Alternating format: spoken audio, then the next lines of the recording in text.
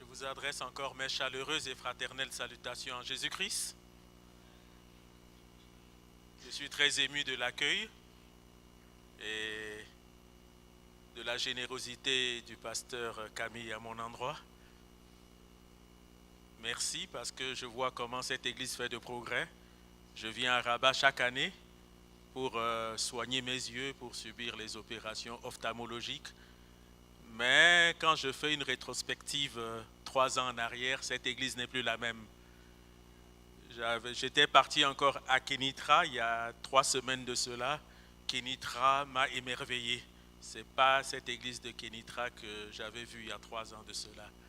Vous faites un travail énorme. Christ veut toujours que vous progressiez de gloire en gloire dans son œuvre. Nous allons aller ce matin dans la parole de Dieu, dans l'évangile selon Matthieu, au chapitre 17, versets 14 à 21. Je le lis.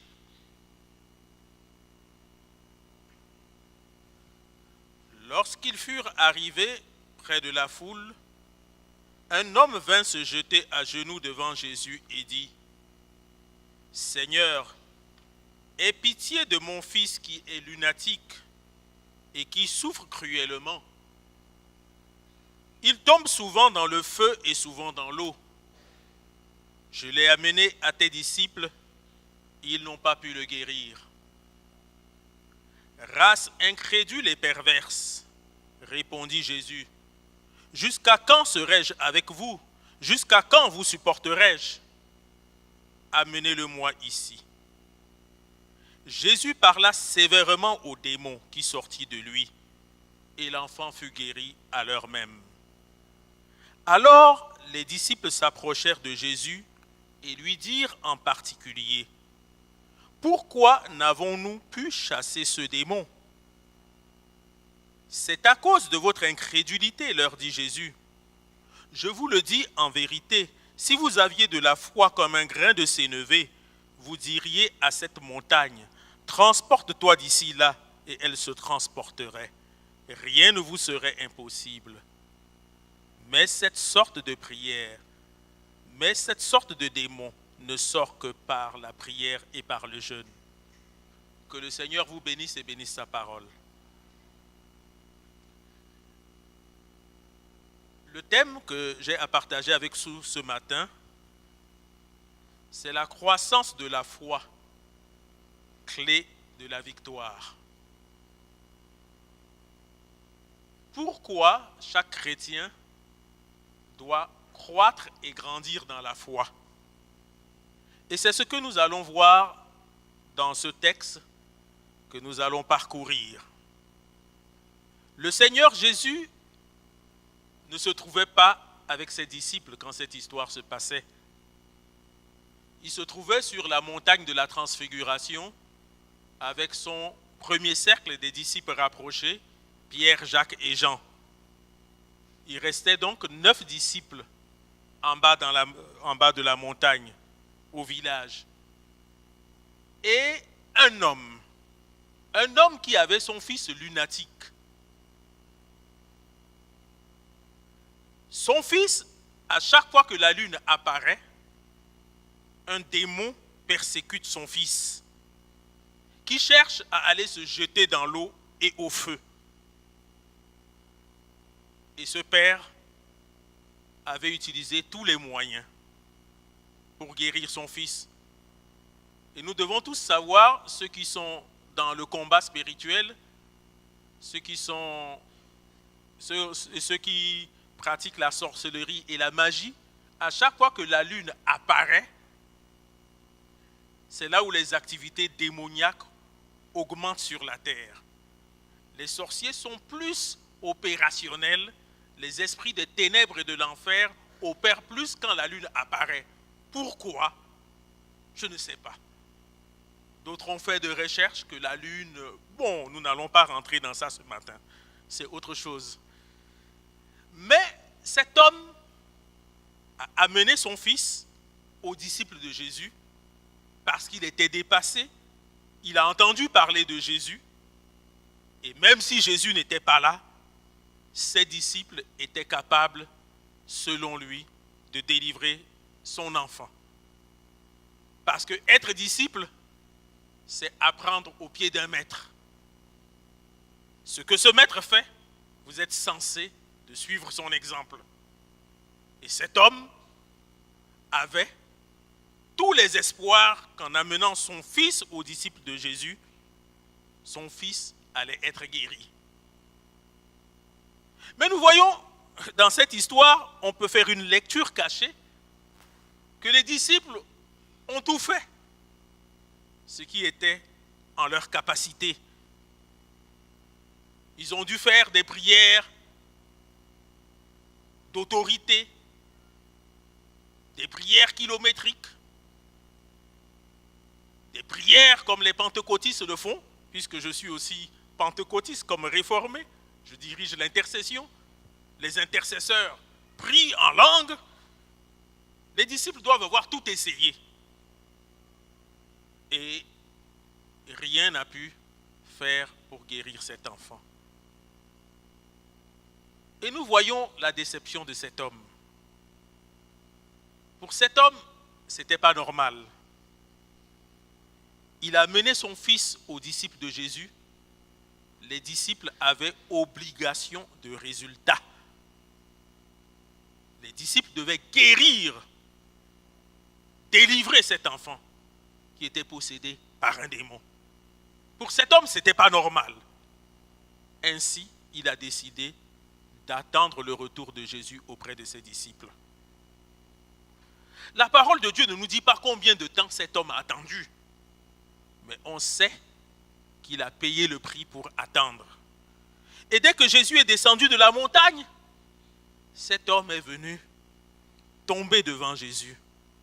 Il s'est jeté à genoux devant Jésus, avec une plainte accusatrice envers les disciples de Jésus. Voilà mon fils qui est lunatique. Il est possédé par un démon. Je l'ai amené à tes disciples. Et ils n'ont pas pu le guérir. Je l'ai amené à tes disciples. Ils ont été incapables de le guérir. Je l'ai amené à tes disciples. Ils ont fait fiasco. Et nous voyons, Jésus s'est rendu compte en ce moment, mes disciples, ceux qui allaient continuer mon œuvre apostolique sur la terre lorsque je m'en irai vers mon Père. Mes disciples qui étaient censés continuer mon œuvre. Quel état! Et nous voyons, Jésus a dit une phrase, race incrédule et perverse. On ne sait pas si Jésus s'adressait directement aux disciples, mais ce qu'on sait, c'est par rapport à l'échec des disciples qu'il a dû parler de race incrédule et perverse. Ou bien ceux qui étaient avec lui, la foule qui était auprès de lui. Jésus n'était pas content de l'échec de ses disciples. Et Jésus a préféré dans un premier temps délivrer l'enfant de cet homme. Et Jésus n'a pas pris beaucoup de temps.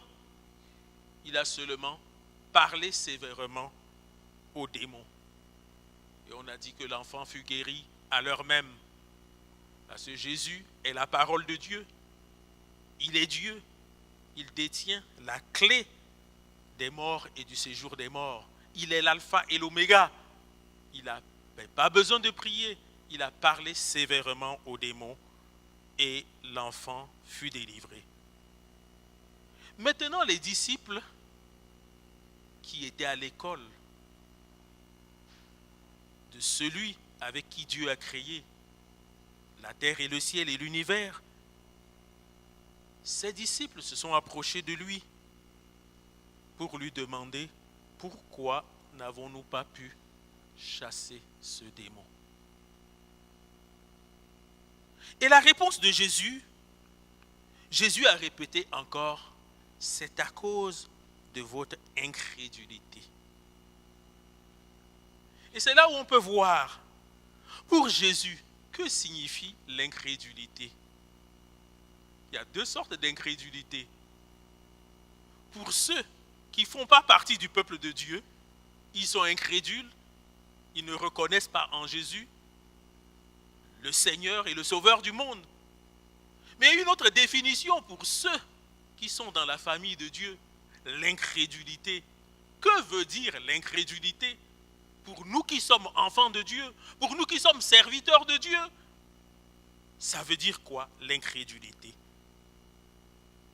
Et Jésus allait dans une pédagogie pour faire comprendre aux disciples que si vous avez de la foi comme un grain de sénévé, vous diriez à cette montagne, transporte-toi d'ici là, et elle se transporterait. Rien ne vous serait impossible.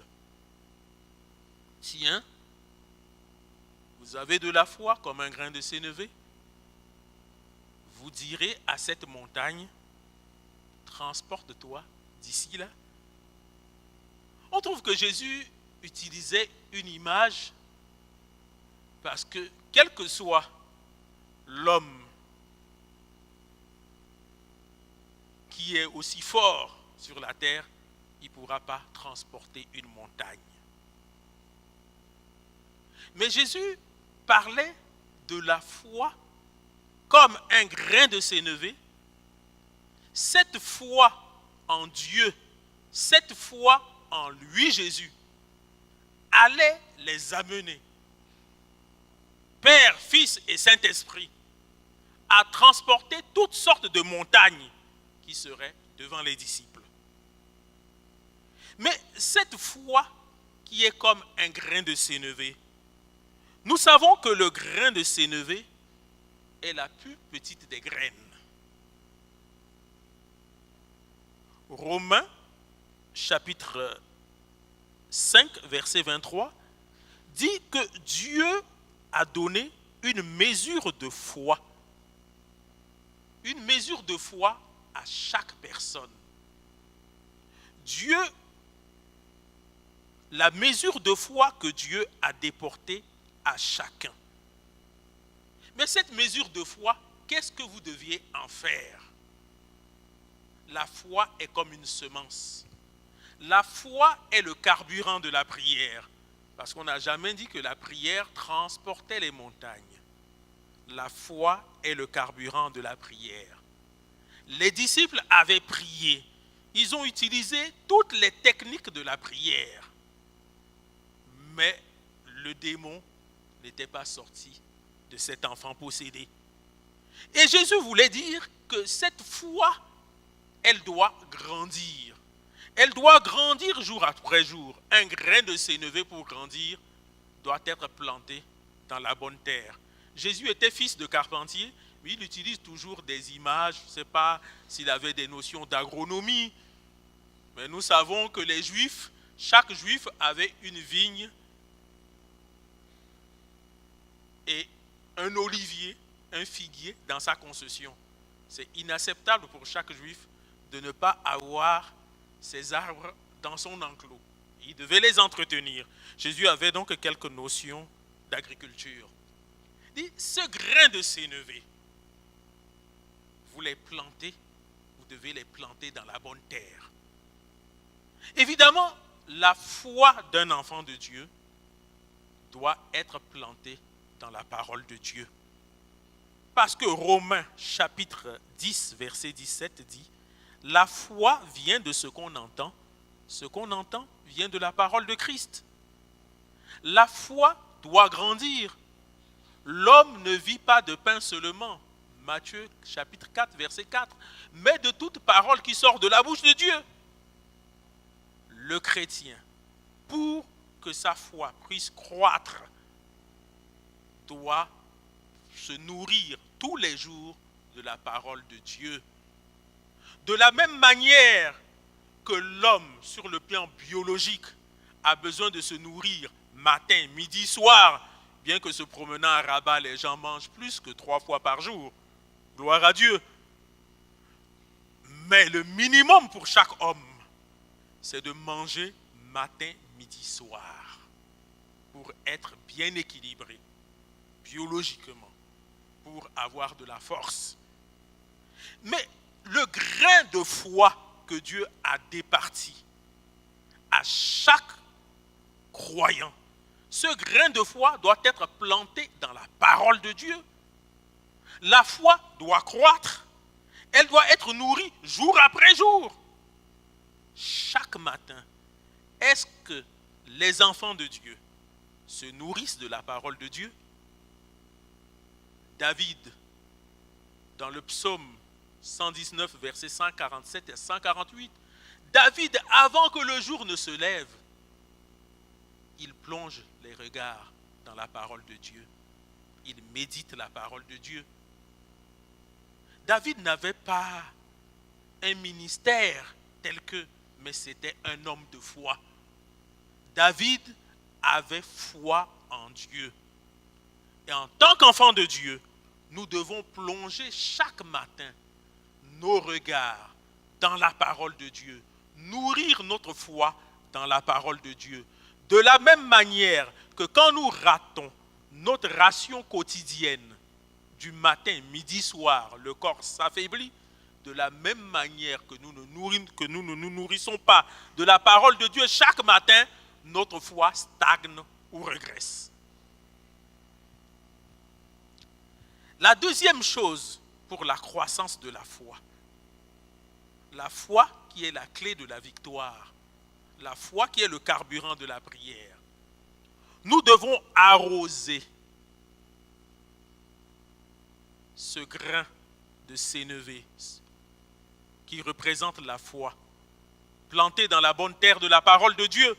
Nous devons l'arroser chaque jour par l'obéissance. L'obéissance amène la foi à grandir. La désobéissance amène le grain de foi à ne pas produire, à se dépérir et à sécher. Et ce n'est pas toute semence que nous mettons dans la terre qui porte du fruit. Nous savons qu'en Afrique, on plante les arachides et le maïs. Ce n'est pas toutes les graines qu'on met dans le sol qui sortent. Certains s'assèchent parce qu'ils n'ont pas reçu suffisamment d'eau pour devoir croître. Et si on a la foi, il faut faire l'exercice de l'obéissance. Parmi les enfants de Dieu, beaucoup obéissent à moitié. La demi-obéissance peut être comparée à la rébellion et à la sorcellerie. L'obéissance partielle. Dieu veut une obéissance totale pour nous faire parvenir à un degré de foi élevé. L'obéissance circonstancielle est aussi de la désobéissance. En Centrafrique, je suis pasteur. Je me conduis bien selon la parole de Dieu. Je me discipline. Mais arrivé ici au Maroc, comme personne ne me voit, je fais ce que je veux. C'est une obéissance circonstancielle. Quand je suis en Centrafrique, je suis pasteur, et quand je suis au Maroc, personne ne me connaît, je fais ce que je veux. Ça ne permet pas à la foi de grandir. Cette foi qui peut transporter des montagnes. La croissance de la foi a besoin d'un troisième ingrédient. L'amour. L'amour envers les autres. En agriculture, on met le grain dans la bonne terre, arrosé par l'obéissance. Ça commence à croître, mais la photosynthèse a besoin du soleil pour que la photosynthèse se réalise. Une plante pour croître a besoin du soleil. Et la foi d'un chrétien pour croître a besoin de l'amour pour les autres, la solidarité. prier pour ceux qui sont dans le besoin, faire le bien, s'intéresser à tout ce qui touche le corps du Christ, vivre la communion des saints. La communion des saints, c'est de trouver son plaisir là où il y a les autres enfants de Dieu. Nous formons une communauté de croyants. Christ impartit ses grâces, ses bénédictions quand les enfants de Dieu demeurent ensemble. Un chrétien qui ne secourt pas les autres par sa présence, par la prière, qui ne s'intéresse pas à l'église persécutée dans le monde, ce qui se passe en Corée du Nord, en Érythrée, au Sahel, à l'est du Mali. Nous sommes les sels de la terre. Christ est représenté sur la terre par l'Église. L'Église, le corps du Christ terrestre, toujours céleste, doit toujours continuer l'œuvre de Jésus-Christ sur la terre. L'amour de Dieu dans nos cœurs pour les autres, pour l'Église, pour ceux qui sont dans une situation de détresse, qu'ils soient chrétiens, musulmans, bouddhistes ou autres, doit nous amener à prier pour que Christ intervienne dans toute situation désespérée sur la terre. Quand on est chrétien indifférent au sort des autres, quand on doit faire un bien et que nous refusons de le faire et que nous soyons insensibles, l'amour de Dieu n'est pas en nous. Le grain de foi, la mesure de foi qui est en nous, ne va pas grandir jusqu'à transporter des montagnes. Et nous voyons ce qui affaiblit la solidarité chrétienne, ce qui affaiblit l'Église aujourd'hui, c'est le manque de solidarité, le manque d'amour les uns pour les autres. C'est ce qui pousse beaucoup de chrétiens à s'affilier dans les organisations ésotériques comme le franc-maçonnerie et la Rose-Croix, parce qu'ils sont beaucoup solidaires les uns les autres. Christ a béni l'Église. La foi que nous avons en Dieu. Si Dieu a fait quelque chose pour nous, qu'est-ce que nous faisons pour les autres? Il y a une histoire qui avait été racontée par un missionnaire. Il insistait beaucoup sur cet aspect de la foi d'un chrétien. Ce qui arrive aux autres doit nous émouvoir, doit nous toucher. Parce que d'une manière ou d'une autre, notre indifférence sera quelque chose qui apportera un déficit dans notre croissance, dans notre foi et dans notre ministère. Quel exemple il donnait? Un jour, dans un village, des chiens se bagarraient. Les chiens se poursuivaient, ils se bagarraient. Mais une bagarre qui ne s'arrête pas. Ils se poursuivaient, ils aboyaient. Et les cabris étaient là. Ils regardaient les chiens se battre. Celui qui était sage parmi les cabris a dit, mais les chiens sont en train de se battre. Intervenons. Ça fait longtemps qu'ils se battent. Non, non, non, non, non. C'est les chiens qui se battent. Ne nous occupons pas des chiens. Occupons-nous de nos oignons. Eh bien, quand les chiens se battaient, les chiens faisaient le tour auprès de la case d'une vieille maman. C'était la plus âgée de ce village. Elle a sorti son pot, elle faisait sa petite bouillie de manioc. Et dans la bagarre des chiens, les chiens sont venus, un autre tour autour de la maison, ils ont renversé la marmite. Pendant qu'elle était allée à l'intérieur de la maison chercher un peu du sucre, la maison a pris feu. Elle n'a pas eu le temps de sortir. Le temps que les villageois viennent essayer de la secourir, éteindre le feu, c'est fini, on l'a sortie, elle était morte. Il y avait un grand deuil dans le village. Et les gens du village voisin, des villages voisins, parce que cette femme était très âgée, elle avait eu des maris et des enfants qui sont tous décédés. Tous les gens des villages voisins sont venus compatir avec le village. Ils sont venus participer aux funérailles, des grandes funérailles. Et dans ces grandes funérailles, le chef de village a dit, mais tous ces gens qui sont venus nous voir, nous assister dans le décès de cette vieille maman, qu'allons-nous faire? Il y a quelqu'un qui a dit, il faut tuer tous les cabris du village.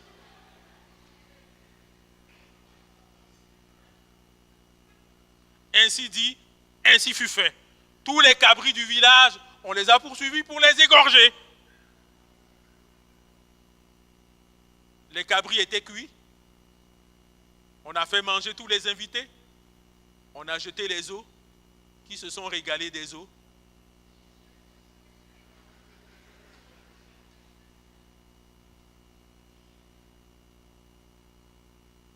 Cette image, à chaque fois que nous sommes indifférents à quelque chose qui se passe dans le corps de Christ, que ce soit en bien, un événement heureux, un événement malheureux, porter secours, à chaque fois que nous sommes indifférents, comme une balle de boomerang, quelque chose va nous coûter. Voilà, mes frères et sœurs, les ingrédients pour la croissance de la foi. Pour qu'une foi grandisse, elle doit se nourrir chaque jour de la parole de Dieu. Matthieu 4,4, le véhicule tout-terrain, nous connaissons les véhicules 4x4. L'homme ne vit pas de pain seulement, mais de toute parole qui sort de la bouche de Dieu. La parole de Dieu est l'épée de l'esprit. Nous nous nourrissons d'elle chaque jour, à titre individuel. Notre foi grandit. Mais tout cela ne suffit pas. Soyons obéissants. Même quand quelqu'un ne nous voit pas, prenons plaisir à obéir à Dieu, même là où nous sommes dans le secret. Le troisième ingrédient pour que la foi grandisse, c'est de cultiver l'amour envers tous les autres. Quand quelque chose ne va pas dans l'Église, dans notre pays, partout où le Seigneur nous conduit, c'est notre devoir en tant que chrétiens. Parce que nous sommes lumière et celle de la terre, nous devons intervenir. Oui, mes frères et sœurs, la parole de Dieu nous recommande de faire le bien même à nos ennemis. À chaque fois que nous faisons du bien à nos ennemis, notre foi fait un bond dans la croissance. Oui, nous arriverons à transporter des montagnes parce que notre foi reposera sur l'œuvre que Jésus-Christ a accomplie sur la croix. Si notre vie est cachée en Christ, les jours mauvais qui arrivent sur tout le monde, où le livre d'Éphésiens 5, chapitre 5, verset 16 nous dit « Rachetez le temps, car les jours sont mauvais. Nous sommes dans un champ de bataille. Le monde dans lequel nous sommes ne s'améliorera pas, parce que Christ revient bientôt. Le monde vit les douleurs de l'enfantement. Mais qu'est-ce qui triomphera du monde? C'est notre foi. Veillons à ce que notre foi grandisse. Et la victoire de Jésus-Christ sera vue dans notre vie. Ne soyons pas des chrétiens qui échouent. Le monde nous voit. Le monde compte sur les chrétiens, comme ce père qui avait cet enfant lunatique. Il savait que les disciples de Jésus avaient la solution. Le monde nous attend. Parce que tout ce qui, les politiciens, les savants, apportent pour solutionner les problèmes du monde, n'apportent pas la solution. Les chrétiens sont le sel et la lumière de la terre. Nous sommes tous des missionnaires. Un missionnaire doit réussir son mandat. Et j'ai foi que l'église évangélique de Rabat arrivera à grandir de gloire en gloire à travers ses membres. Et nous allons toujours témoigner ce que Dieu fait de bon dans la vie de chacun. Soyez bénis et que Dieu bénisse sa parole.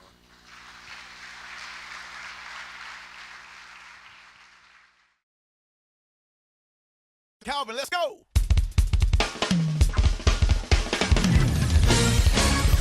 Woo! Yeah. This song right here, we coming out past